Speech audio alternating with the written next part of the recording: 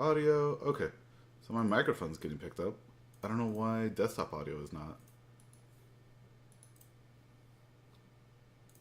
All right, Chris. I think we're good. I think we're live. Or- Yeah, we should be good. Okay. Yeah. When you talked, I saw the thing go up. Again, everyone's not it's not the first live stream unless it's audio problems and video problems, right? Yes, yes. Again, What's we haven't. up?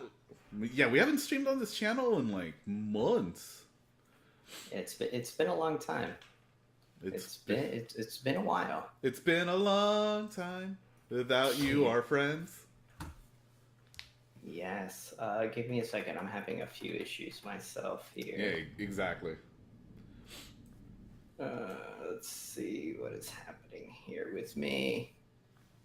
I thought this was not going to be that complicated, and What here are you we trying to are. do? Perfect. I am back. All right, perfect. So, well, what is up, everybody? Yeah. Yeah. As you could tell, I'm a little bit flustered at the moment. What's the? All right. So tell everyone the story. Oh my God. Literally just finished eating dinner, and during the process of finishing eating dinner and cooking and everything for the family, I got literally cayenne pepper in my eye. Congrats on pepper spraying yourself. Yeah. Yeah. Did not feel very well. Yeah, you could tell my eyes like bright red. Not on my to-do list. Yeah. To say the least, not on my to-do list. But yeah, we're still here. We're doing the thing. So Yeah. As a disclaimer, if the stream cuts out, it's because there's a giant thunderstorm outside.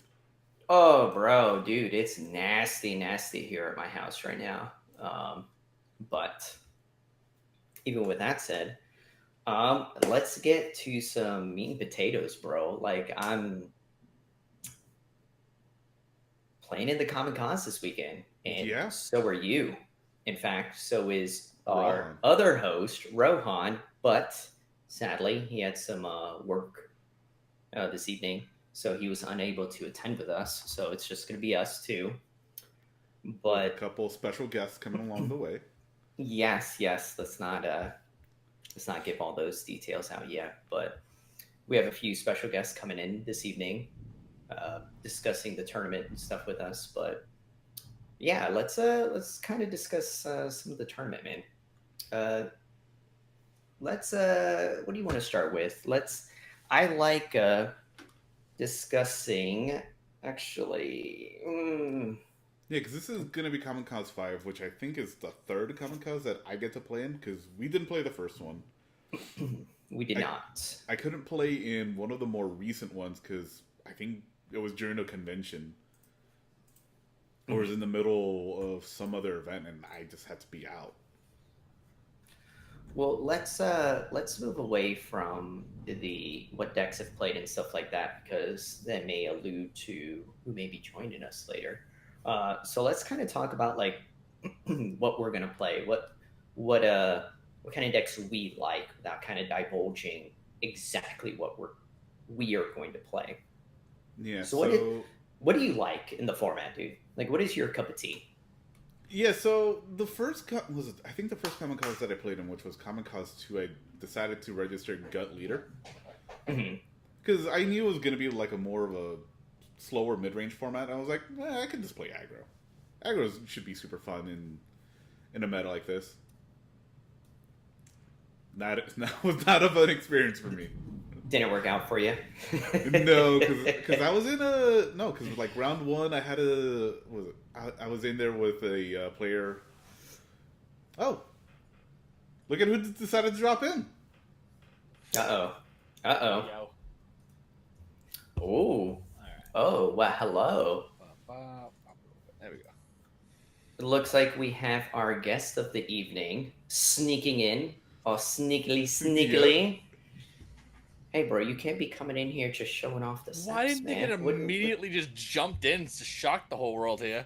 Yeah, you did, bro. You out here showing the tats, flexing on everybody. Yeah. Damn.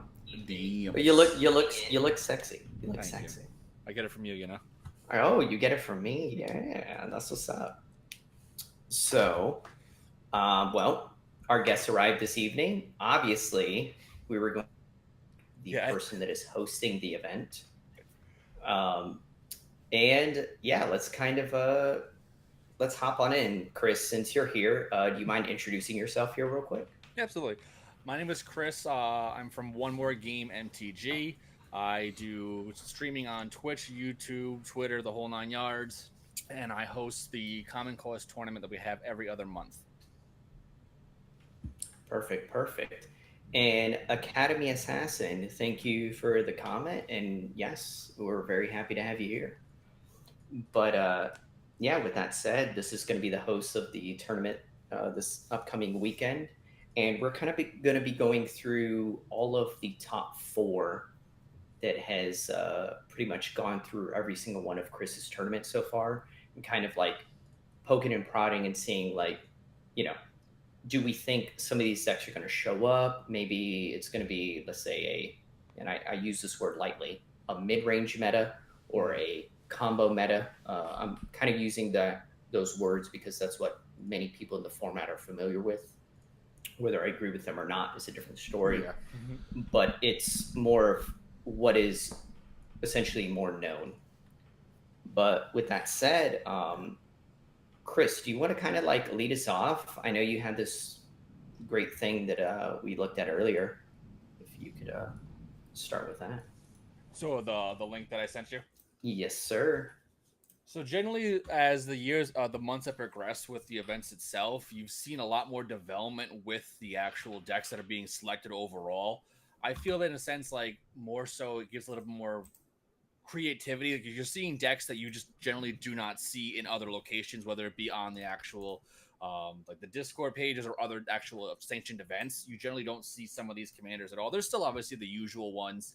But like, I always think back to the very, very first one. We're all like, "What the hell's going on with this? Where are these decks coming from?" We had Loyal Apprentice and the Cyberman Patrol. Like that is not a thing, but it was a thing apparently. Yeah. I think that literally just like in a sense opened the eyes of like, yes, this may not be seen like obviously it really wasn't super competitive for that game, that series itself, but it just showed that like there are other options instead of just being your typical like this is the top meta, these are the expected decks every single time. Like you got to make sure you like play test for those decks specifically. This way, like Cyberman, I would never expect to see Cyberman Patrol ever again in a top 4, let alone in an actual event itself. But it gives the idea like you need to make sure you test your deck for everything. That's how I like. That's the reason why I'm a fan of my events in a sense, because it is a lot more variances instead of just like you're expected in a way, you know. Well, I'd argue with you a little bit, man, because like I would like to say it is a truly competitive event. Like, you know, I don't want to. I only think really the first one was really the one that was like kind of like up in the air in a sense. It's developed substantially more even since like the very, very first one.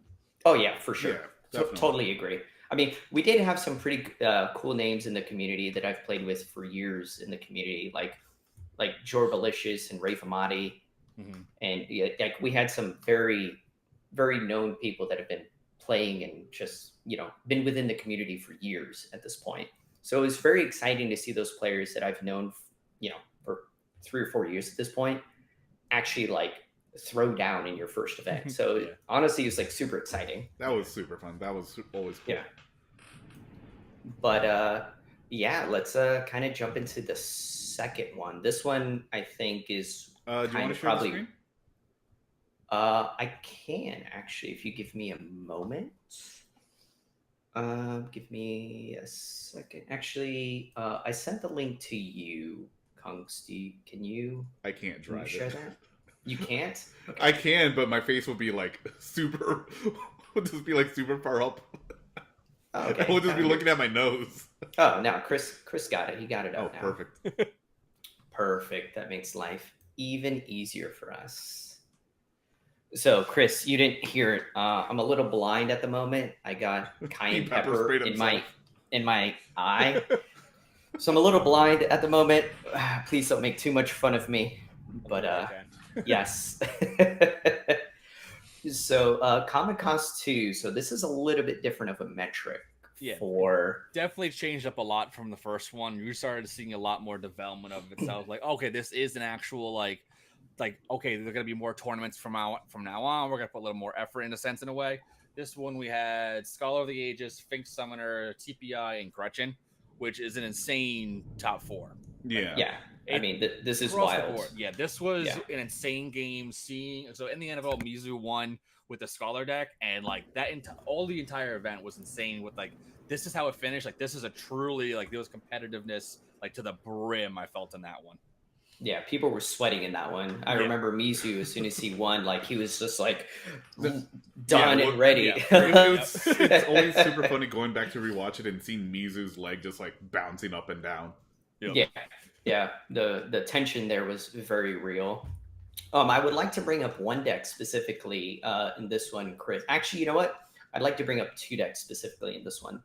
I believe this was like Laubert's, specifically the Sphinx Summoner deck. Yep. This was a deck that was the unknown. Like everybody knew about Scholar, everybody knew about Third Path, everybody knew about Gretchen.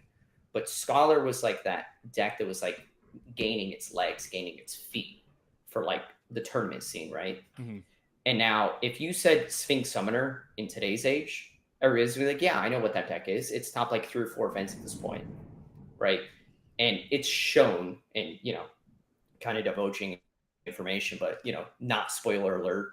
It already won a tournament, one Yeah. of Chris's events. Yeah. But this deck was its first, like, hey, check me out. Look at me. I'm here. And man, I'm still so impressed with this list. Like, this list is just sauce. Like, I love the sacking my own commander to recast to find me the next combo piece so I could actually combo off with my Ashnod's Altar. Love it. Like, it's beautiful. I know I like how like Laubert is making that is his deck. So like Oh, when yeah. when you saw it in the tournament, obviously like same thing. It wasn't really a deck that you were expecting to see in a way, but like the Yep. level of like skill of piloting that deck, like you knew like he genuinely loves this deck, and there was like a true passion behind it. And I'm glad he keeps like adding more to it and he keeps bringing it to every single event. So he's really developing that true like play. I'm the Sphinx Summoner. This is who I am. So Oh, yeah, it 100%. definitely And that's- showed like quality, And that's a beautiful thing I love about this format. You can see the individuality in each deck that gets played because each deck only really has 1 or 2 pilots. Yeah, for sure. So when they succeed, you can say it's because this person decided to play it. They optimized as best as they could and won with it. Yep. And that's one of the things that I just wanted to poke at this deck specifically because we're going to be seeing it here with the next. Yeah, it will be. So, yeah, Yep. exactly. I mean, I think everybody knows Gretchen at this point. I think everybody knows Third Path at this point. And Scholar, I don't know. Scholar was a little bit different of a metric. Like, no one had really brought it to a tournament at that point. So people didn't know when or how to interact with it. I think was kind of like Yeah. something that Even was though there. it was around for a while and I believe it was explored, just no one played it. well, people kind I of felt it was forgot. more like the top end of like a casual in a sense, where like Yeah. you know what it does. It was like just you didn't feel it was like that next step in a sense. Like again, more so Tatiova was like the big thing. I think that Yep. she just trumped everything in the format. So anything that splashed blue in a way didn't really like make a mindset, you know? Yep, I could definitely see that. Yeah. But it was weird, right? Because like it was funny because me and Alcadron had a conversation. Like, shout out to you, Alc. Right before I was on the PDH pod, the week prior to this tournament, and I had told Alc that the deck had changed dramatically because we were talking about the deck, and Alc was like, "Bro, that's like a turn 13 deck," and I'm like, "Dude, it's a turn 5 deck. What are you talking about?" And then He's what like, happened? Yeah, he's like, no, it's not. I'm like, bro, I promise you, dude. I promise you that deck is just ridiculous. He's like, no way. And it was just funny that, talking with somebody who's been in the format for as long as Alk, right? Alk has been there forever at this point, right? And seeing the change from a deck that was used to average a turn 12 or 13 start averaging a turn 5 and 6 was just absurd, crazy. It right? was nutty. Yeah, it's just like absolutely insane. But Yeah, although Yeah. to kind of toot my own horn, and you too, Gator, Mizu did see me playing it like the weeks leading up to that event, because that's when I Yes. was experimenting with it and playing with it, and I was like, oh, I kind of like this deck. I don't like getting hit by it, but I like this deck. yeah, the deck has its flaws, but the deck is so strong. Like it's one of the few decks in our format that kind of tries to ignore the table. But if people put threats in play, you're kind of like, please don't hit me, please don't hit me. 100%. Absolutely. So you just kind of like cross your fingers, please don't pick me, please don't pick me. And if they don't, you're like, kind of the meme that has started on the common theory. High tie? Do I win? Seriously? No counterspell? Wait, for real, you guys have no counterspell for my high tie? No, don't mess with me. Come on, please. Seriously? You guys know this has been like a staple since like 2001, right? Like, no? You Yeah. guys are good? Okay, I win. But And then they go like, oh, how do you win? Like, here's the frantic search right behind it. yeah, something ridiculous because that's just what the deck is. But let's move on to Common Cost 3. So this one I think had the most like wild winner. Now, not by player, Yeah. but by Yeah. deck. Yep. By deck, not winner, because Ank, we have to say, is a hell of a player. Correct. Yeah. Oh, But winner, like deck that he won with was kind of like, wait a minute, what? I saw him when he first. Cause I was gonna see all the list before we start up, and I'm like looking at this. I'm like, okay, so I know who the player is. Like I have to try to take that out of the equation. Like, let me just look at the deck and be like, okay, I get it. It's cool, but like, is it gonna get to that point? But then you gotta figure it's Ank. Like, he's an incredible Ank. player. Hang on, I think we might have some audio issues. no, here, Chris. I fixed it. I had to hit down mix to mono. Okay, you're good to go. Yeah, I saw it and I was like, I. It's one of those things where like you haven't used Streamlab OBS in like forever, Mhm. and then Got it. yeah. So Chris, we this is like the first time I had to use Streamlabs No, you're golden. OBS in like a billion years. So like, Yes. of course we're gonna have audio issues. Of course we're gonna have video issues. Yep. I'm just happy that someone just said something. Figured it out. Yeah. Yes. We But highly appreciate it, you guys. Thank you so much. And Yeah. thank you to the 9 people that are actually watching right now. Very much appreciated. But yeah, let's kind of move back to this Lorehold Apprentice as the winner. Yeah. Like, oh, yeah, because funny enough, Gator, you and I played against that deck. When was it? Round 1 or round 2 in the event? It was super early. 2, I believe. Yeah, it was either 1 or 2. I can't look at the bracket right now. I'm pulling it up right now. Yeah, I won that round. Yeah, you did. Yeah, I remember But- because I was like, because I remember specifically, was like, all right, cool. I have win in hand. I just need to make it to my next turn. God damn it, Gator managed to assemble Journey to Nowhere, O-Ring Loop. After I told the table, hey guys, we're going to die to this. To be fair, you were the loaded gun at the table. I'll never forget that because you were very much the guy with everything in play, and at any point you could win. So the table was very happy for me to stop you from winning. So that wasn't like I was like, haha, I'm the winning first. I won second because I stopped you from winning. To be fair. Yeah, that's why it's just super funny to me. It's always going to stick out of my head. Because Yeah. when I said, hey, there's a Journey to Nowhere, we're going to have to deal with it. And it just kind of stuck on board. But once again, the irony about this round, so I have to throw this out there. That was round 2. If you look at the decks that are here, 3 of those 4 decks were in that round with us, were they not? I believe. Yeah. Or no. I think so. I could be mistaken. Oh no, I'm wrong. I'm thinking of the next round or the first round. I don't know. I was in this round with them already once in the tournament, and I was just like, "What is happening? No, We're just going to the finals with the same players again." I was like, yeah, "Oh because I know no!" because I know the final round before finals, you were in a pod with Hive. Yeah. So then that's probably what it was.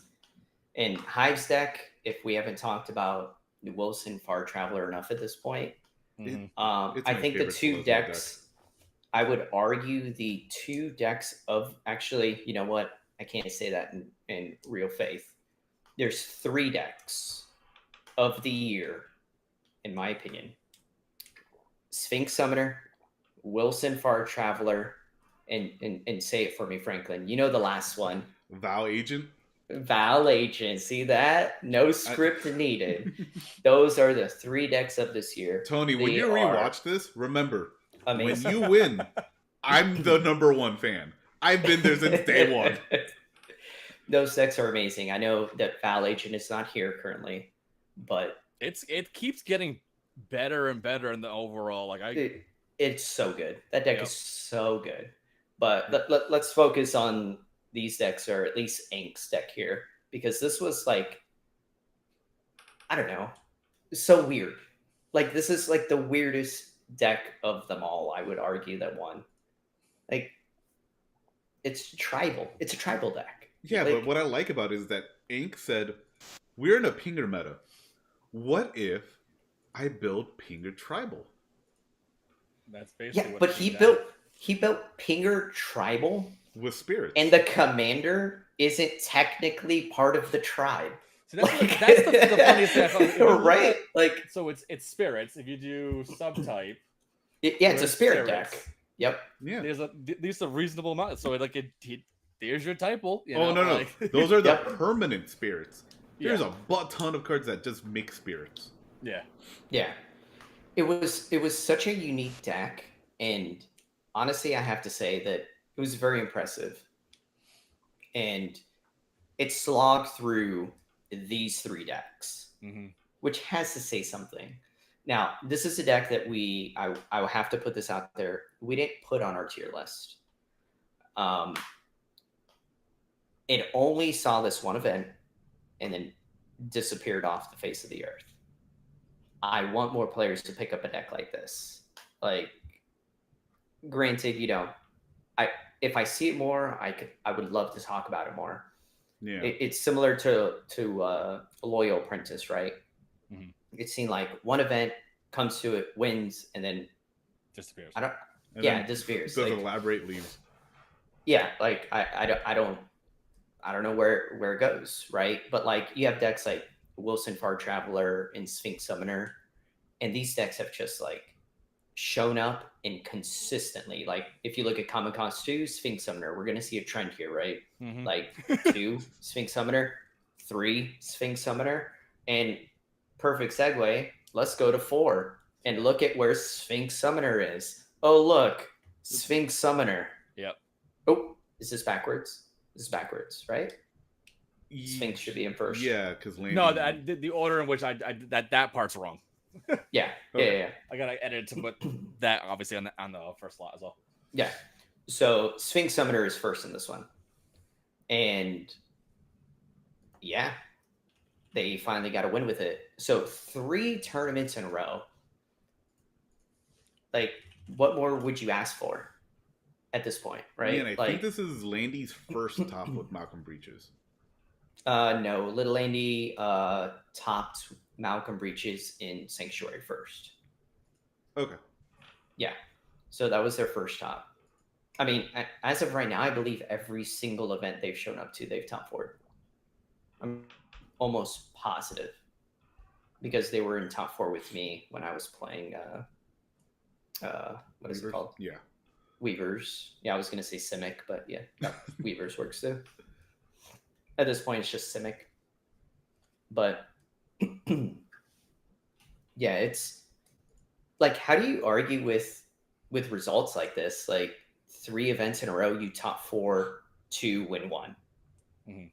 Your deck is just good. Yeah, even when because he brought it to Dallas, to Detroit as well, and you could just see the quality because he topped was top 8 for that one. I think he did. But either way, like he's just the first couple of rounds was kind of so for him, but then like the last 3 just went boom boom boom and did fantastic with it. Like once the momentum hits on that deck, it just goes. Well, so I want to use this one, Chris. Give me your thoughts on this one. The tournament, right? Like you said earlier today that you were like, you know what? It's so awesome that all of these decks are, like I'm kind of like a little bit more experimental. People just bring stuff here and so on and so forth. There's 2 mono green decks in this finals of this event. Mm-hmm. Yeah, that was kind of crazy to see. Yeah, we have 2 mono green decks here. Like that's pretty wild. And like Lumberknot, I've played against years ago, but the other pairing was kind of like It's so random. yeah. Like I get you. Like- That's one of those like you want to like never want to sleeve the deck up. You just throw something together from your draft chaff. It seems kind of. I've built the Numa a couple of times myself. Like it's neat, but that's as far as it goes. I feel, but like it still hit the top 4. You know, I mean, Yeah. it's a pretty solid pairing though, right? Yeah. Like it's doing what a competitive deck should be doing, right? You have draw in the command zone and you have pump in the command zone to try to end the game as quickly as possible, which is quote a win condition, right? So you're trying to win the game and you're trying to draw cards, which is exactly what Malcolm and Breaches is doing, right? Like making mana, which is making mana, right? Through all the through all the pirates. Yep. So And you're then doing you the same kinda thing. pseudo draw through breaches. So I don't know, it was pretty impressive to see a couple mono green decks there. I enjoyed it quite a bit. Sadly, I did not get to play in this one, but yeah, I just congrats to Lobert finally getting that win in there. Mhm. Yeah. Like that was kind of one of the most exciting things that I was able to see. But with that said, I think we could kind of move on to no more events because we have the next one coming. And let me check something here real quick. Let me hop on my phone. Let me see. So we're already showing a good amount of people that have registered. Yeah, we're at 16 right now. Yes, so already at 16, making me feel really good and really happy. I could tell you right now it's going to be more than 16 because we got a few extra people that haven't signed up yet. So we're looking at a solid 20. My pretty good. daughter should be participating in this one. Oh, nice. There we go. Does that mean we have a Yes. Yami as well? Oh, Yami is playing. Yes, Yami is registered. Sweet. So Yeah, Jan I don't know. registered a little while ago. yes, he did. We have some pretty spicy lists. I think we have some pretty known people in the format for some known decks already. So I think it's going to be pretty exciting to see this. This one is going to be pretty saucy, I and think I this think is going that's to be a spicy one. I do. yeah. Yeah. I mean, what are your thoughts, Chris? I mean, you already see the players that have registered so far, so I just see a lot more interest overall, like in the development of it, and I seeing how what the last, like I said, Detroit and then Sanctuary and the CC4, like you see things are developing. It's that we're going into the 3rd quarter right now. We're developing a whole different mindset. Is the combo? The Weavers just won. Now, what do we start jumping back on the Weaver twins tribal over here? Like, what the hell's with that? Like, yeah, I Weavers think is the minds sauce, are man. all over the Yeah, places. Like, I I'm excited can't- for this. I kind of want Simic Summer to end off with a strong suit, but again, Yeah. Tony, if you win with Vow Agent, I'm sending you $100. And it's recorded Man. on here. Yep. Oh man, It has been known. is Tony registered? That's the I'm real checking question. right now. Is to see if Tony he is. registered? I don't think Tony is. Dashboard. I don't believe he was. Someone needs to message Tony and let him know that Punks just offered him an extra portion for I winning. do not see Tony's name. Damn it. All right. So I'm gonna reach out to like everyone either way, like just one by one messages, like, hey, I mean, you were in the last you one, go to the next. You should definitely reach out to Tony at this point. We have Yeah. it recorded. Kunks will have to show that he held true Yeah. to his offer. But we have some pretty spicy decks. So I'm gonna call out Yami because he's a personal friend of mine, but also in the fact that Yami plays the same deck every single time. So there's no surprise when you see him at a tournament, right? Mm-hmm. And so, give me 1 second. So, Yami is the Abdel agent player that we all know and love and hate to play against. Yeah.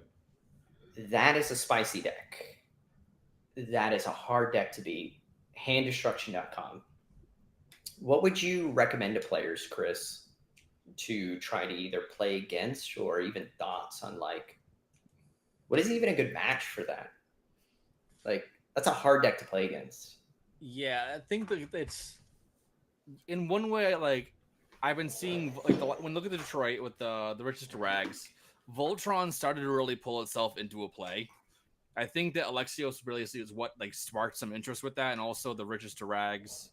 Another the one in the Philadelphia one with that the colorless Voltron style won the thing. Oh yeah, the Patchwork Automaton.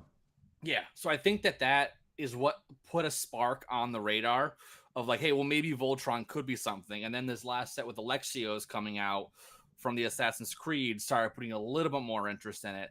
And I think when I was at Detroit, 3 of the 5 pods I was in, Voltron on the table, the one commander that was being Voltroned in a sense, one way or another, was making a massive impact. So I personally think that if you have some format way of just burging through that one creature, it might have a way of pushing it through. Yeah. Again, I it's eggs in all in basket, so it's a tough one. But I think that could be something down the line. I think mid range is definitely going to start picking itself back up heavily. I think really that the Simic summer's over, personally. I want to see more mid range. Again, I am a Teshar player, so I'm super heavy combo. Oh. But so wait, wanting to see more mid range doesn't mean mid range is going to be better, right? Yes. That. There is a difference there. Yes. Very, I also want to see more mid range. I don't know if you watched the tier list or not yet. Yes. I am CibrisLove.com, but I can only do so much for it when I don't get to see my Mirkwood bat or someone kills it and then I have no way to win the game. So it's play more tutors. Just untap servers more, bro. Yeah. Yeah. Solution's already there. Yeah, we lose. Bolts are kind of rough. They exist everywhere. Some of the best decks. I mean, if you know what, let's go back, Chris. Let's look at all of the common cost decks one more time. I want to see how many. If we look at the commanders, we could be there's a bolt there. So if we look at the first tournament, I can guarantee you there's at least one bolt. Yeah, one bolt. Yeah, so we have bolt there. So let's see. 1 bolt. Okay, not as many as I thought. 1 bolt. Really? Yep. And then 1 bolt. Hold on. Only 1 bolt per tournament. Okay. Yeah, but in the 2 mono green decks, those were also just removal fight tribal.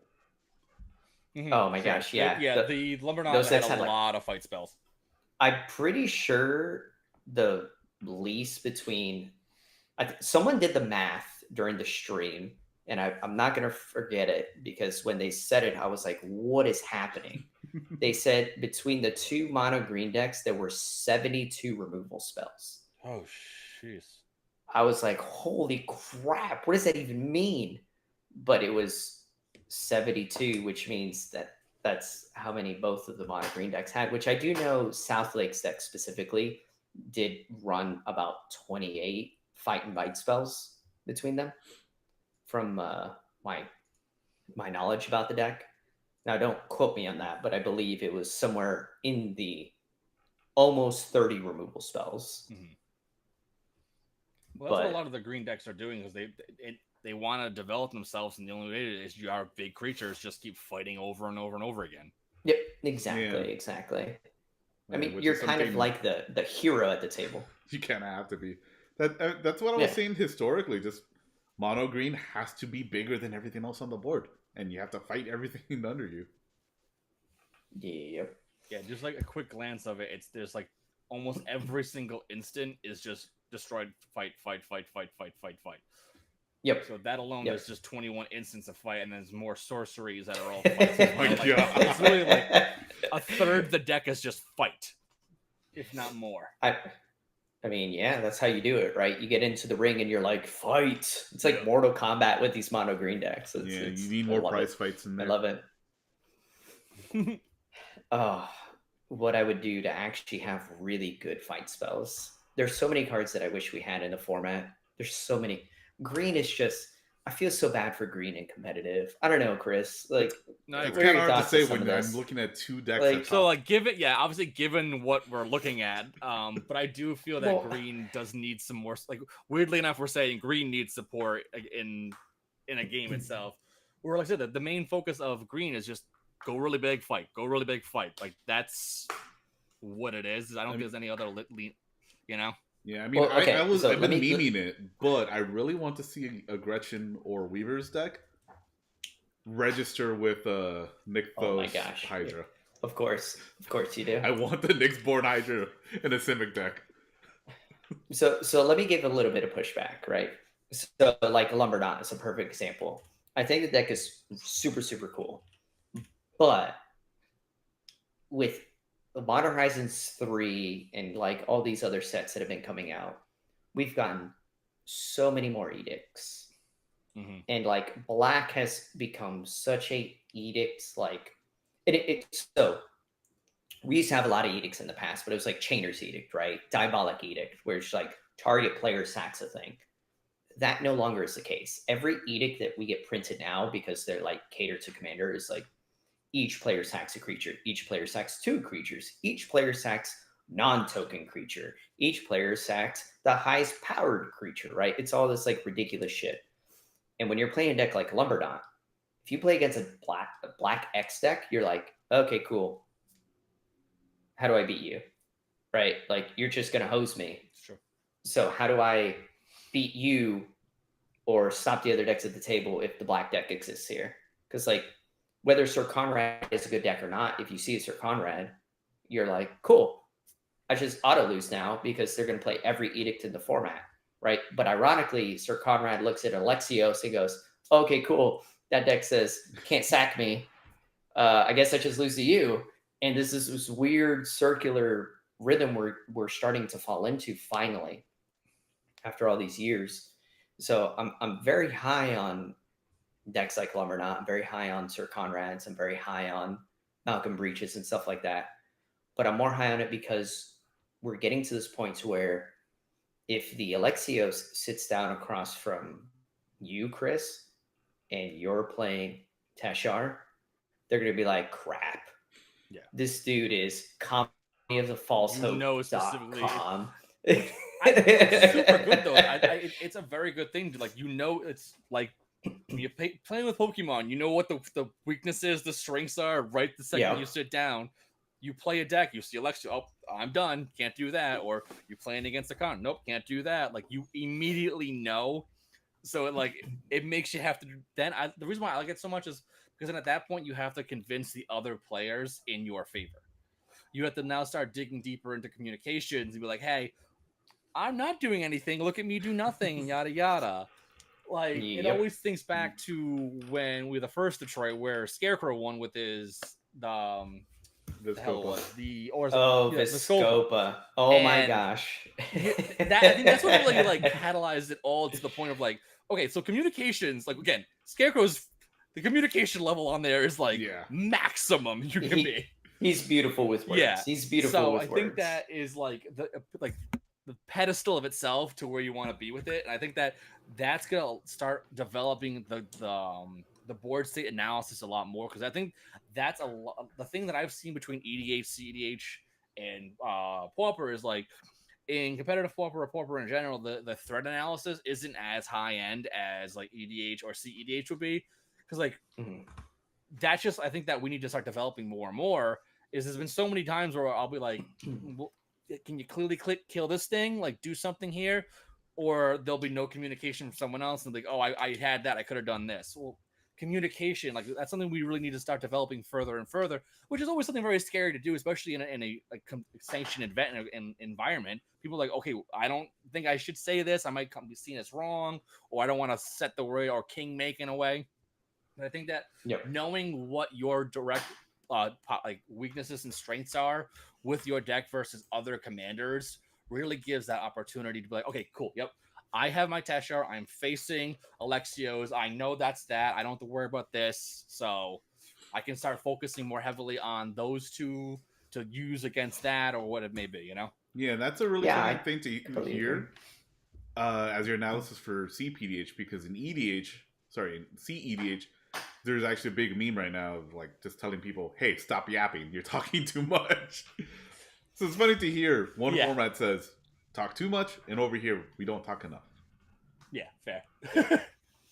Yeah, it's pretty ironic because we're getting to the cusp right now where we're getting these decks and they're truly being developed. Like in the deck, I'm gonna use you, Chris, as like the biggest example. You play Teshar, Mhm. and when Teshar got downshifted, that was like mind blowing for so many players. But when it was downshifted, like me and Puzzle were like, "Yo, this could be really good."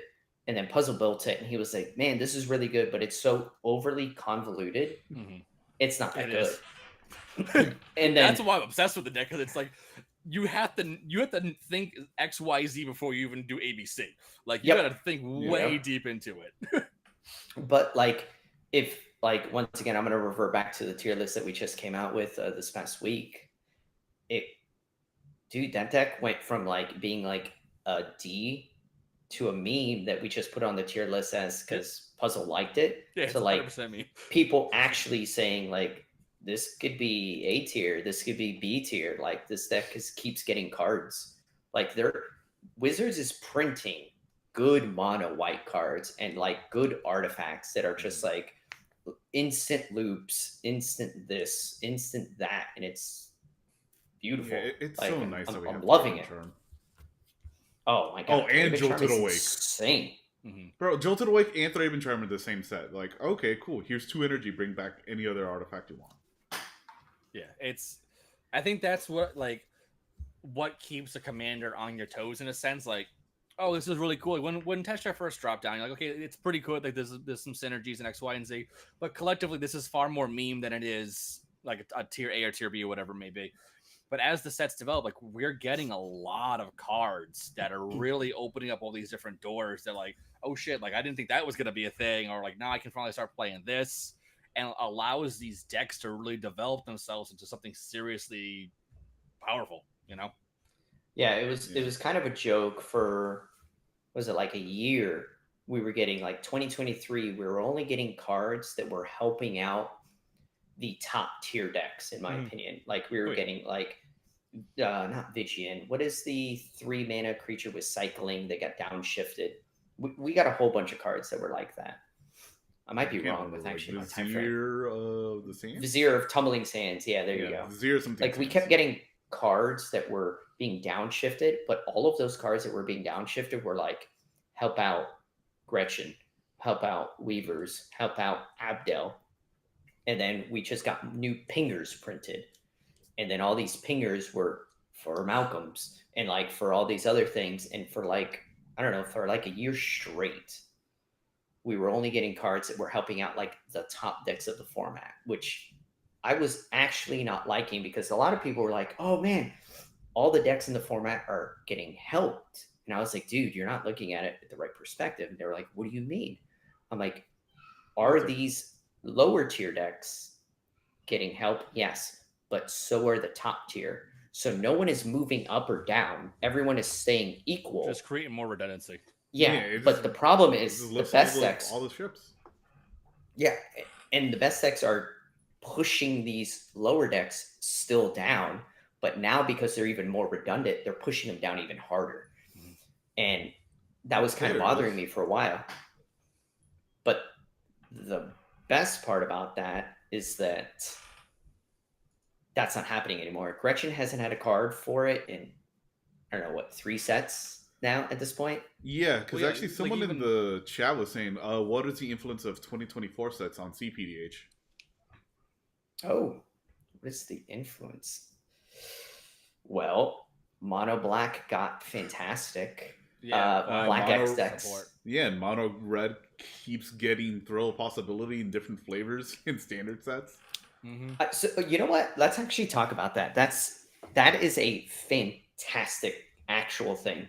Highway Robbery. That card's insane. That card's insane. Like, what is the one that puts a?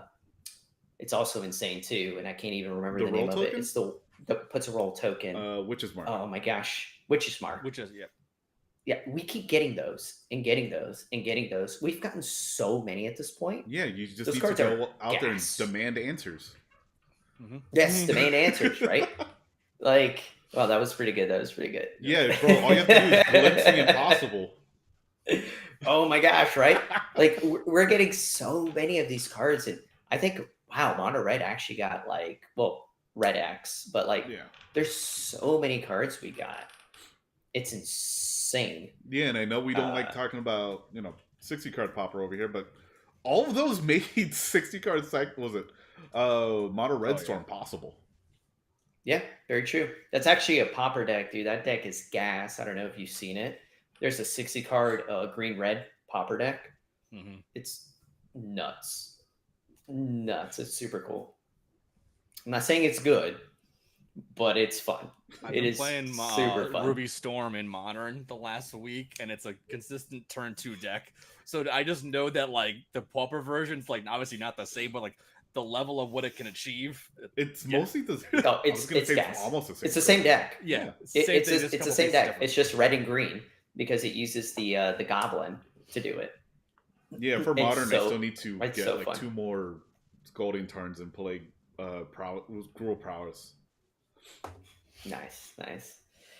So, Chris, we have one more person that we're going to try to bring in, another guest, one of our patrons we actually like to bring in and come in and talk with us. Are you up for that? You got a few more minutes? Yeah, because after this, I'm just going to record stuff for Mitko.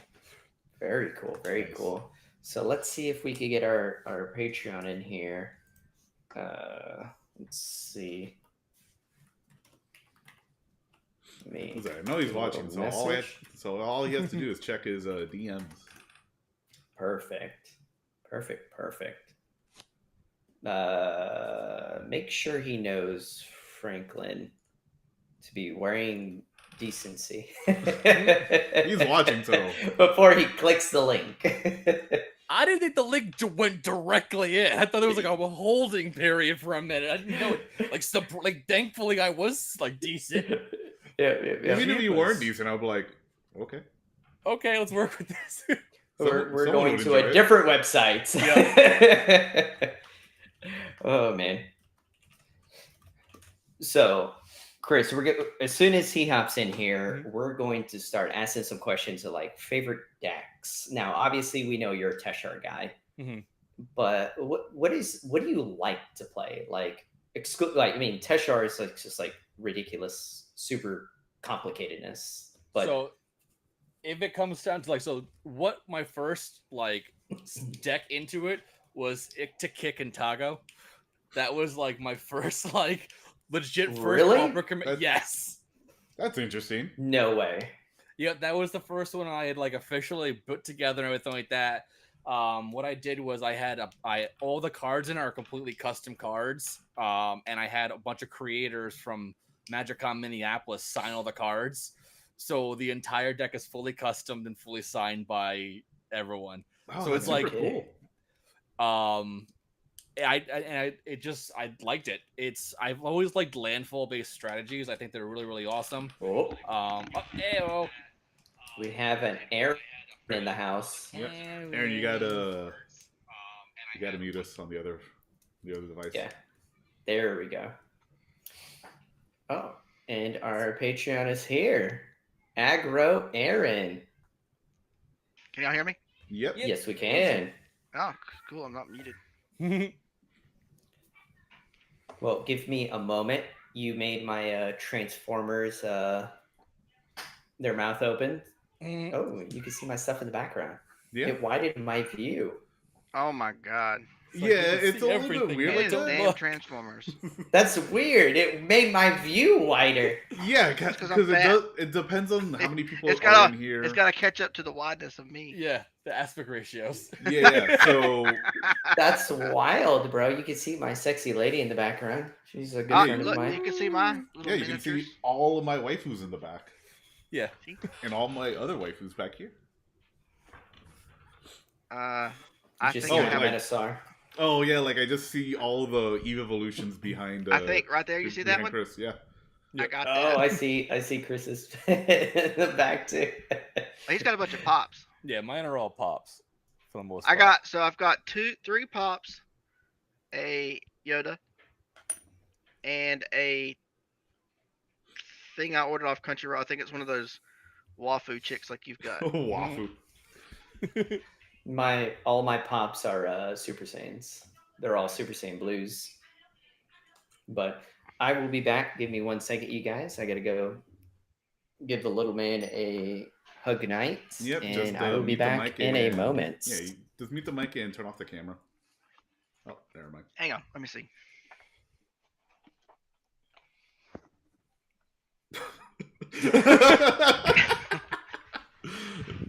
I thought he would just press the button, but okay. Yeah, I was like, okay.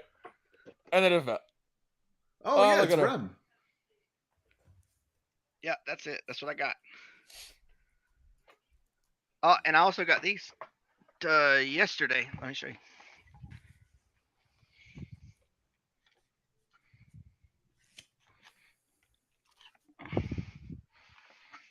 Well,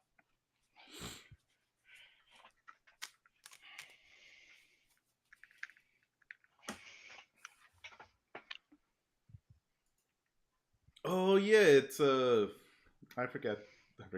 Oh, my God. Aaron, you're gonna get us kicked off of YouTube. oh, she don't show that much cleavage. See, look. Not that one. The other one, yeah. Yeah. Now you gotta get her in the hot spring in, like, the 4th season. Nuh-uh, she got a hot springs one. Probably.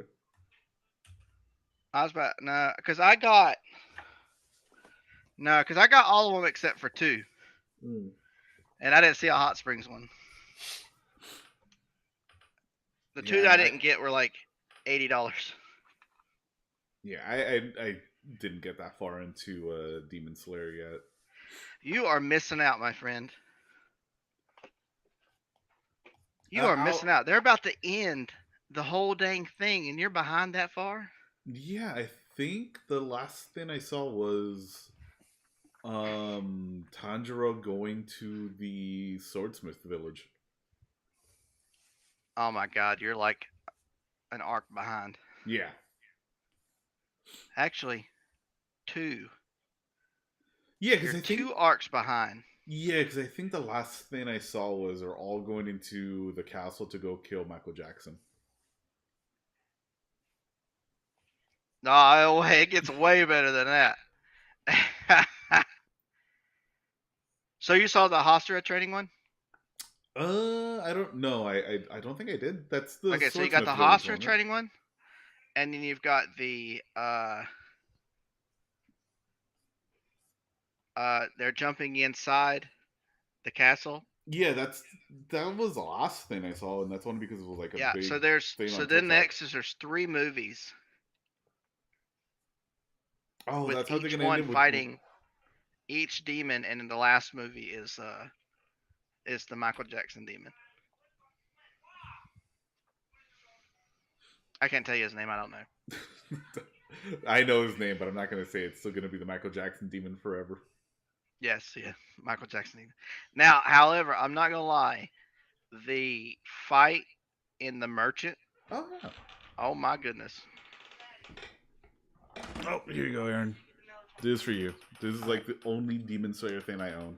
This little guy. You got the what's his name?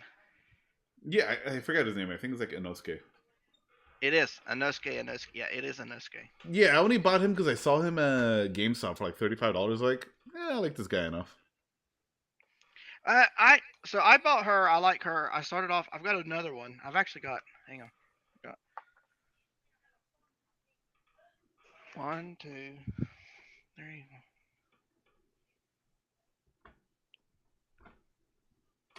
6 of the same character. Jesus Christ. Yeah, I mean, it's fine. I have like a million Mikus back there. And like I don't know. I like her. I like whoever did her art. a I million like more her of these art. Mikus too. So I have different Mikus everywhere.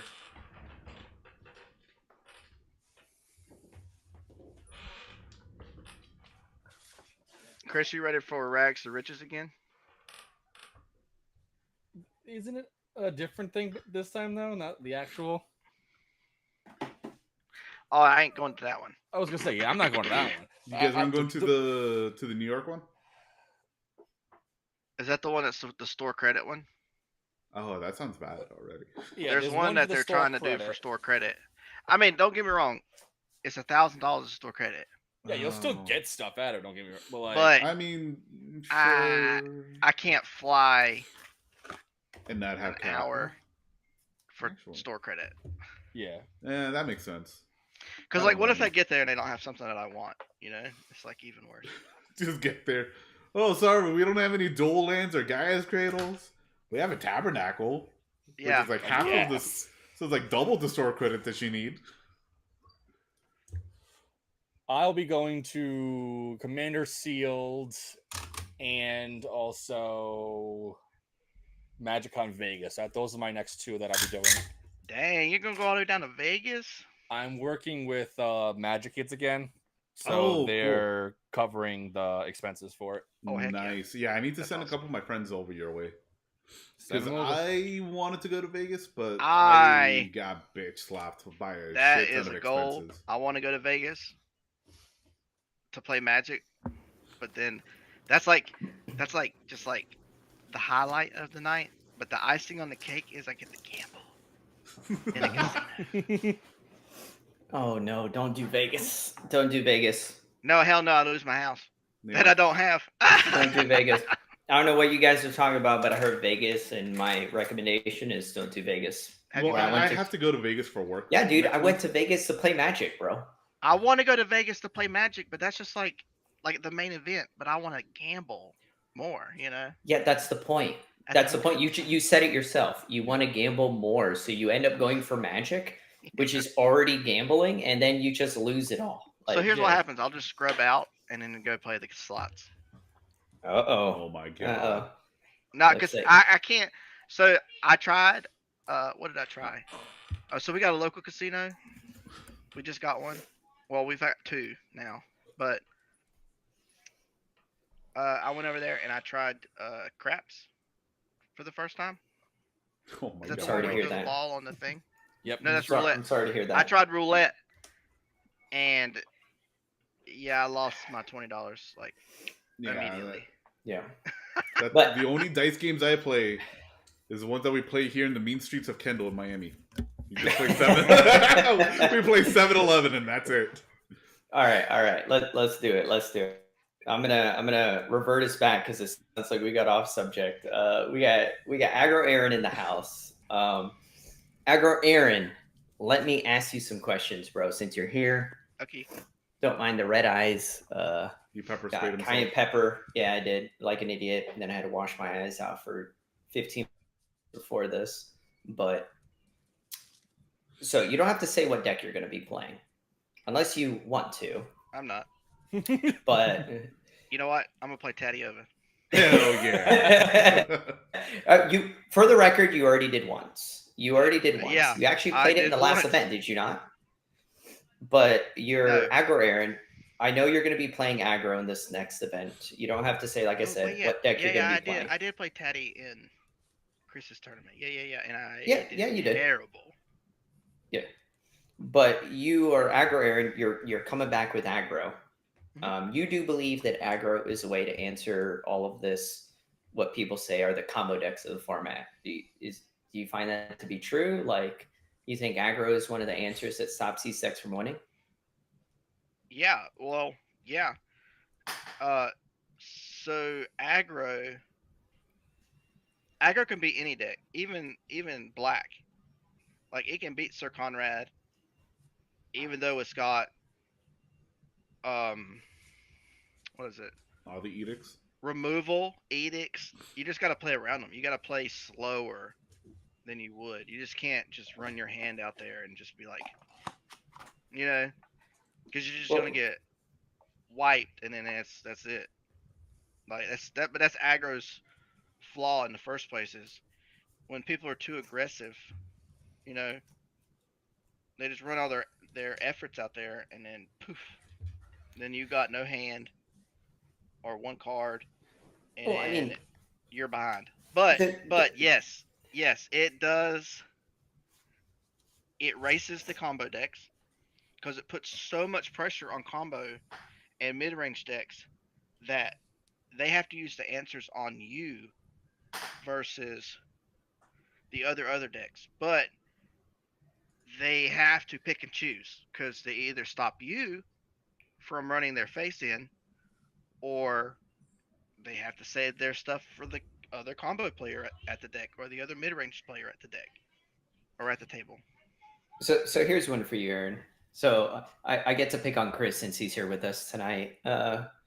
Like you just can't beat Teshar, bro. Like how do you beat Teshar, Yeah. dude? Like they just like infinitely fogu.com. How can you beat Like- Turbo Fog?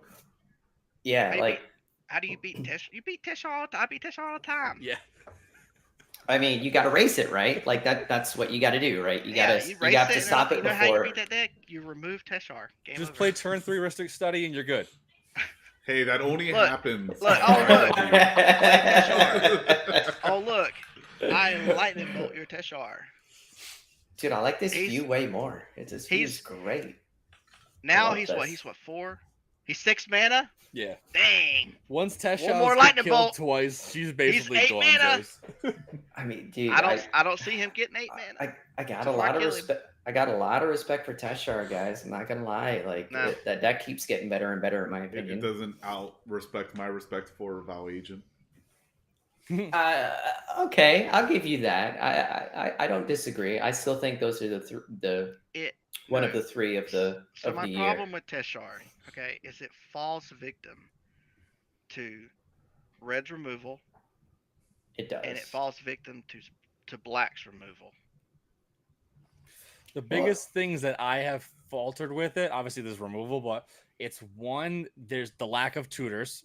I have a Oh. couple of things to search for the auras, Yeah, but that's that's killer. nothing really there. And then the actual sacrifice outlets themselves, they're not the grandest. There's obviously the Ashnod's Altar and a couple of the artifact creatures themselves, but those aren't really like setting up the loops to get going. So you have to make sure you have those specific pieces, or at least within the first couple of draws. Otherwise, It's you're just Yeah. it I can see falls that. victim because it relies so much on its commander. oh yeah, I mean, Whereas they like can. well, so hang on, Aaron. Like, so that is technically the metric for like our format. Like, you know, I hear a lot of people always have that discussion with, well, I'm gonna build a deck that isn't commander centric. I'm like, but guys, like, we're pauper. Like the problem that our format has, and I know Franklin already knows what I'm about to say, is that it's hard for us to win the game because we're playing with a bunch of commons. So we do heavily rely on our commanders, Mhm. right? And well, if we truly rely on them, which we do, I mean, I can't name you a top tier deck that doesn't. Like Gretchen does is the Gretchen one that, really need its commander? yeah, Yeah. dude, that deck doesn't Also, play it's any also draw the spells. Yeah, Yeah, it plays 0 draw spells. You oubliette Gretchen, which we've said, I don't know Yeah, but Oubliette's how so many bad. times. Not against Gretchen. The deck No, just I get not against falls Gretchen. over. No, that's falls not over. that is not true because Gretchen can just sit on that oubliette, and when it goes to win, it just goes boop. I'm So gonna bounce that oubliette back. I don't disagree, but here's the problem with that analysis. Gretchen is one of the few decks in the format. If you actually look at the deck list doesn't have, like, let's say Abdel. Let's just compare Abdel and Gretchen here real quick. Abdel Abdel has Blue? Ponders. Yeah, Abdel Blue. Abdel has Ponders, preordains, Lauren reveals, a bunch of draw spells, deep analysis. Gretchen does not play those. Gretchen plays Eggs ramp, in the one basket, just get it, ramp, get to it. Yep. ramp, combo pieces. But that's its colors.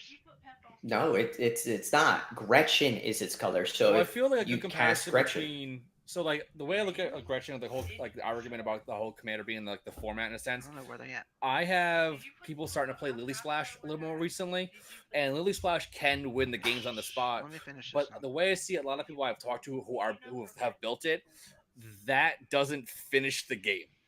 Like it's weird. you have It's like such a you different still deck. need one more piece. It feels as though because like the core of itself, like let's say like 85% of the pieces are basically already the same as a Gretchen deck. You're infinite mana, done. But then with the Lily Splash, the commander, it is the engine in itself, but it's not a finisher. Whereas like a lot of the other decks out there, like in the regards to the Gretchen, like if she's there, like yep, you can get your win. If they say the Loyal Apprentice, that's doing significant damages right there, like from the Scala, the Sphinx, the tech, like it does a lot of work. Where I think that where Aaron's mindset is going, because he like in a sense more aggro based. Where if you are an aggro base, you don't really need to have the commander. Like in one sense, I would say bolt face. Yeah, if we do like a TPI for example, you could do like a Gutter Snipe backend or a Murmuring Mystic backend. Well, you don't really need to have your commander on there because there's other pieces in the deck that are doing very similar things. So that in a sense, if you're just being burr, then you don't need to have. I think that's more of an aggro based centrices as opposed to like most of the decks. Well, I agree with that. So Aaron. Gut Leader needs its commanders. I have to admit that. Yeah, because that's the engine. creatures are not big enough. It relies a lot on those skeletons. Yeah. And obviously the enchantment to make the skeletons bigger and your tokens bigger. But Gut Leader can, I'm not gonna lie, for an aggro deck, it can hold its own. It can grind out a game. Mm-hmm.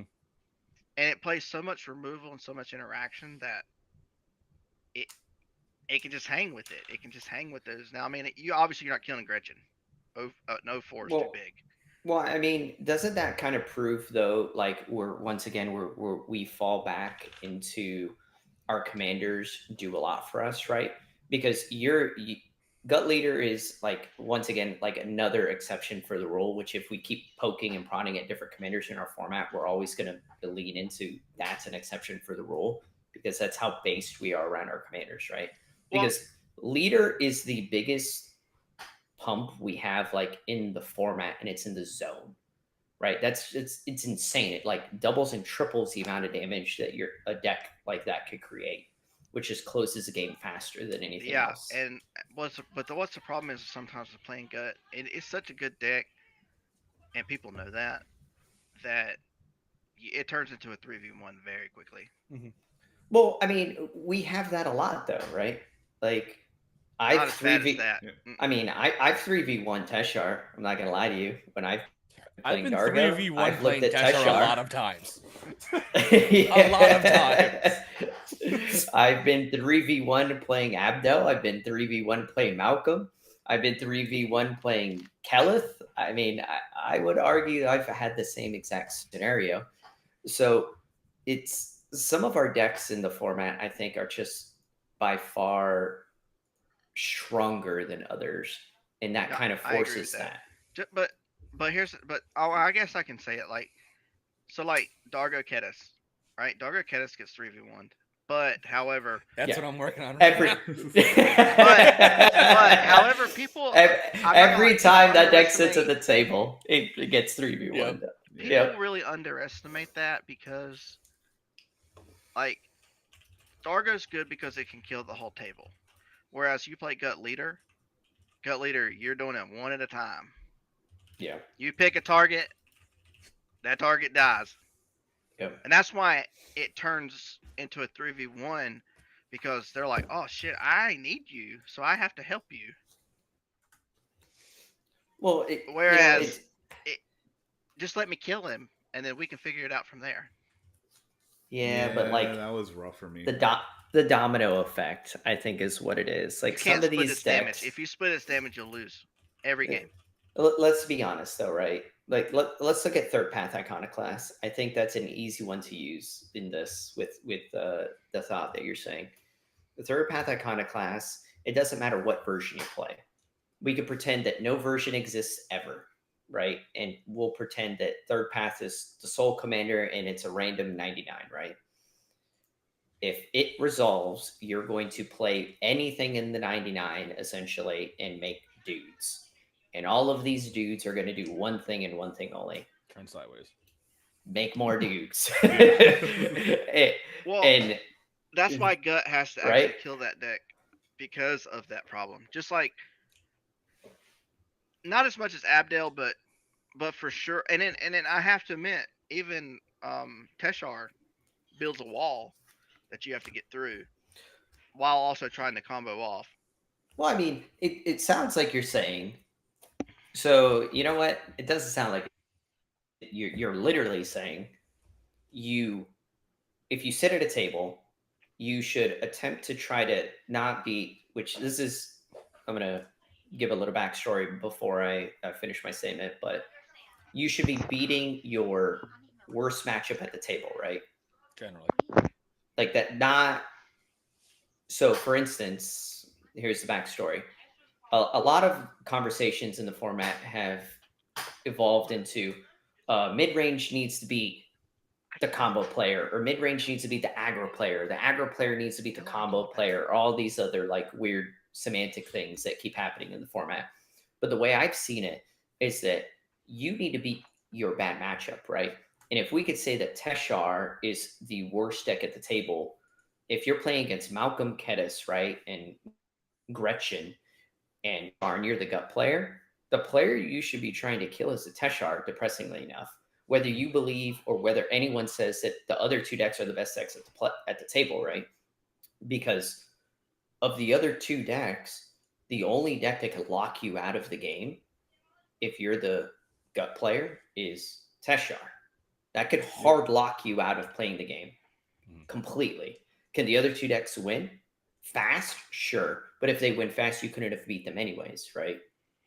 So you need to probably figure out a good conversation you should have with that table. Yeah, it's kind of hard once you kill the Teshar player and you just go, all right, one of you's going to die now. I have enough power on board to one-shot you. Or kill you in one turn. Well, I mean, that's what you're supposed to do, though, right? Like, Yeah, that's, that is the that's entire kind of point like of the the deck. metric. Like the Dargo player, I think I'll give it this one. The Dargo player, since you brought up Dargo Kedis, Aaron, I love seeing the Dargo Kedis player at the table because one, obviously, Franklin, you know this. My daughter beats the crap out of us all the time with Dargo Kedis, but I like when she's beating the crap out of the table because I'm sitting here with my 1 or 2 pingers, maybe 3 pingers, and I'm like, ha ha ha ha ha ha ha. Keep doing it, because as soon as you get close, I'm gonna kill that Dargo. The irony is sometimes I never see the removal spell, and then we all die. It just happens. I kind of feel like So- removing the Dargo is not that serious because Depends who you Nah, are. Depends who you are. it If literally you're the comes guy down- getting beaten in the face with that no, Dargo, I get that. I get Like, that. You don't want to you- get you beat in the move it. face anymore, but literally two. What is it? Two, it's four, 3 six, swings. It's 3 swings Three from a things? Dargo. No, 3 swings for sure, right? And then with Kedis, it's even better because you can hit the whole table. Yeah. But one artifact that just sits there, or 2 creatures, right? Yeah, And that just to sucker's recast. back on the field. Yeah. Yeah. Like, recasting Dargo is never going to be the issue. The issue is just, it sucks whenever Dargo gets removed in the middle of combat. And I get that, and that's where the mono red falls short, because unlike like the Keleth Dargo version, you do get white to protect Dargo. Well, like But- that's what I like about the linear decks like that. Like that's what I like about Teshar so much now. I used to hate Teshar because it was so linear Mhm. and it just did what it did. and that was one of the reasons why I didn't like other monocolor decks in the format so much. Well, so And I and now and enjoy it. and Chris is gonna love this, right? So when I came to visit Florida, and we played in that CEDH tournament, I played against the Teshar. Yeah. Guess what happened? It lost.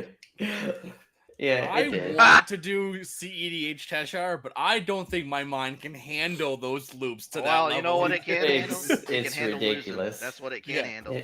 So it is lost. pretty Chris, luckily wild. for you, And it lost. It lost because I killed Teshar with Yeah. my Muxus deck. yeah. So Chris, luckily for you, you already have the basis for the Teshar loops. Thankfully, yeah. Well, what's crazy is so what actually helped me play against that Teshar deck is because I played against it in Pauper. Hmm. I'm like, oh, I know how to beat that. Just kill Teshar. As long as Teshar can't come back, you can't combo. Pretty much. Yeah. So, well, let's start wrapping it up here, you guys. Just get a few more. Let me throw a few more questions over here at Chris here real quick. Yep. So, are you pretty excited for everything? You know, I know that's kind of like a stupid question to ask you, but you know, I know the event is coming up this weekend. How you feeling? Are you pretty excited for the event and everything coming forward? yeah. Or? I always love doing these events because, like I said, all the proceeds go to charity. So, like that of itself, like whether it be either I do like the veterans or the Extra Life, like every single one of the events, we're getting money to give back. So we get to have everyone come together, play some Magic, and still do good on top of it. Like that in itself is fantastic. And I have to agree with that because that's why I like playing in them. And you did use one of my I did. the Purple Heart Homes, which was great. And even though it might have been, you know, big mount, small mount, doesn't matter. Yeah. It still helps them, you know, build houses for like homeless vets or fix houses for like older vets, right? Yeah. And in Yeah. anything you do, like whether it be like I don't know, cancer or, you know, St. Jude's, whatever. But I like doing it because of that. So not only do we get to make a little money, who cares? I don't even care about that. But we also get to just give back to the Yeah, the outside world. And that's what I'm always excited about is that that's why I'm doing it more and more often. Because like even after the first couple, I was like, oh, it takes up a whole day. I got to do this, blah blah blah, X, Y, and Z. But then like as it progresses, like oh no, we're giving back and we're getting the community together. And in a sense, we're letting Pauper expand itself further by again bringing everyone together as much as possible. And I think that's what we need to do more and more often. It's like look at the transitions of how many events we used to have in 2022 to what it is in 2024 and then in 2025. Like we've gotten so many more events in this last year and a half than we could have ever imagined. It literally had like 2 sanctioned events, and now we're having at least 1 sanctioned event each month, if not more than that. And I think that shows fantastic development of what this format has and what it was and what it's going to be. And I think that alone, it's just that gives the excitement of like, yeah, we got another one. So we got like, who's gonna bring to the table? What's gonna be at the table? Like there was the Lorehold Apprentice. What the hell was that? Like that won something. Like it's cool seeing and things play. Ketzel top forward. Like it does And pretty the awesome. Sanctuary, like that was a random deck. Yeah, we have some real wild It's decks. fun to see everyone come together, showcase. Like I've always come to the mindset of like it doesn't matter what you're doing as long as you have fun mindset. And I always think back to like when even I was in Detroit playing Teshar, I was doing shit. Everyone just kept killing me. And at one game, I was dead. I didn't draw a single land for 10 draws. I was like, whatever, who gives a shit? But we're all hanging out together. I was teaching them how to play, and we're all having fun. And that's what I loved about the game the most. Is like that's why I like Pauper so much. It's like you don't have to spend $1,000 to have fun.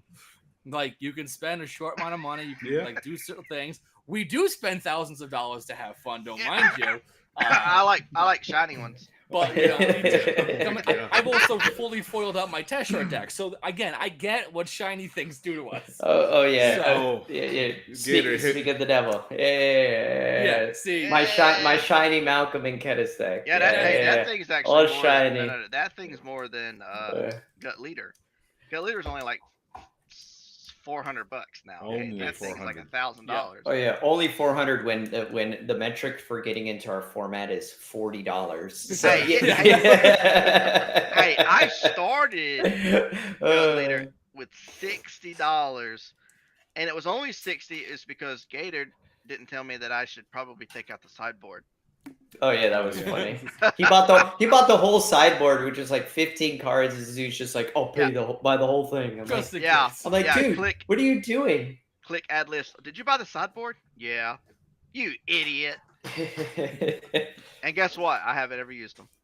Well, so Oh, if you that's there. hilarious. if you guys go back to watch this, and or if you guys are still watching us, I just wanted to throw this out there. I'm going to give you guys a little tidbit of what me and Franklin are playing. And Chris, I wanted to let you know this before we logged off here, because I know we're wrapping it up right now. But me and Franklin, and actually the Common Theory, we're as a whole, correct.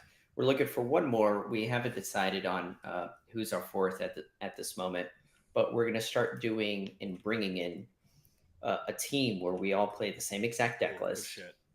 and we're playing card for card. A little bit different metric. For instance, like, if someone doesn't like a counter spell, they exchange it with another counter spell, but deck is going to be within 5 to 10 cards of the other person's deck, and we're going to be playing all in the same tournament. So this is going to be our first run. So me, Kunks, and Rohan will be starting the incorporation of this in your event. I've always been excited to see Yeah, something like that. we're all happen playing over the years. Tadiola. So No. $450. Hell no. No, we're not doing that. Hell no. Hell You didn't no. say we had to win. We were Yeah. just testing it out. Yeah. I'm Hey, not that's your trying- metrics right there, right? Yep. One of us has got to win. To be fair, we are willing to do that because we're trying to bring more light to certain decks in the format and seeing if they could survive throughout tournament play. Because with draws and things like that within the tournament scene, we're trying to see, like, if all three of us play the same deck, and then all of us just continue to get draws, well, that deck can't win in time, right? We're going to triple the amount of visibility this deck can have, right? But that's how I don't know tournaments if it do has it. to do with Top the eights, deck. GPs, you Yep. do that. Because players talk a lot. Exactly. And that's what causes Well- draws. People talking. a lot. Well, I mean, we could stop that we could nip that in the butt if Yeah, we when so you chose have to. 3 players doing the same thing or playing the same deck, you kind of rule out weird instances like that. Yeah. The level of accentuated communication is going to be a big watch in this event. So Yeah. I'm going to Good. reiterate again to anyone's watching right now, Good, and then 'cause- also at the beginning of the 'Cause when event. I used to play 60 You cards, got to make sure you're quick. We're not sitting around dirtling with our thumbs up or rear ends, so hoping for the best Yeah. draws. Yeah. Yeah. All when I right. used to I play agree. 60 card I agree. standard, Gator always told me, he was like, "Don't do this, don't do that, don't do this, don't do that," and I was always afraid to like take a long turn because he was like, "They'll get you for, what is it, slow Slow play." play. Yeah. And we're gonna start. I'm like, if I don't we want have that. to do it. We will. Like the funny is, like one of the judges I always do is she has done legacy plays and CEDH like her whole life. She's a level like the top judge possible, and she gets so pissed off when our turns are like she's like 90 minutes. What is wrong with you people? That's Gator. Whoa. We don't have- That's me. no, but that's not fair because we don't have Correct. turn Yeah. one land, turn one soul ring, Yeah, turn that's one. what she Whoa, understands. but I thought it was very whoa. funny. Whoa, Calm I down. need you guys both, YouTube down there on the bottom. I need you guys to calm down with that shit. Dude, we play locally here in our tournament scene, and we play 75-minute rounds, and we In Pauper? have one person Yeah. in Pauper. We've played 5 Aaron, tournaments. you see actually how 6. fast we play in person. Yeah, No, so Yes, if dude. it's in-person In events, person is I'm a totally different. whole different thing. It's a with her different online. monster. Yeah. Oh, like when you're playing online though, it's like chitty chat, Yeah. chat, and then it's like, Yeah, and then I have to look at my 70 map, I have to minutes. look at the monitor, I have to look but back no, at the but map. 70 minutes comes up, and it's like, oh, well, 4 of us just drew on the same round. You do know you have the ability to say, when it's your turn, you're able to tell your opponents to quit talking, right? Yeah. That is an I actual could rule. tell you that all day. So, Without me being in front of your face, I could tell you that all day. But you're gonna do it? Nope. Aaron, I'll make you a stop yapping token. I need one of those buttons, like with just like, I'll make it. Yeah, I'll make it a soundboard. like an easy button. Like, Stop. as soon as they start talking, like like have like ESPN go off or something.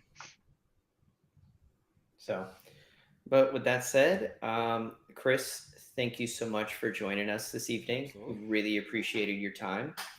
And Aaron, thank you, our Patreon, for joining us and talking some shit with us. And yes, You know what? my final thought. Yes. My other final thought is that Chris should be a Mets fan. Oh God, no! Go home. He is home. That's what. Go Oh away. my gosh. Or a Yankee fan. One of the two. Just Oh my kill the final Disturbing. thoughts, Aaron. Kill the final thoughts. Yeah, and with that, everyone, thank you for joining the live Camera stream. off. Goodbye. Yep. So Yep, thank and you with guys that, so much. Thank you everyone for watching. Thank you to all the new subscribers. If you're watching the recording, just hit the like button. We'll Like be and back on subscribe. for each other tournament. We're on Patreon as well. You can listen to us on Spotify. This won't be on Spotify. This is a YouTube only. And yeah, with that, good night, everyone.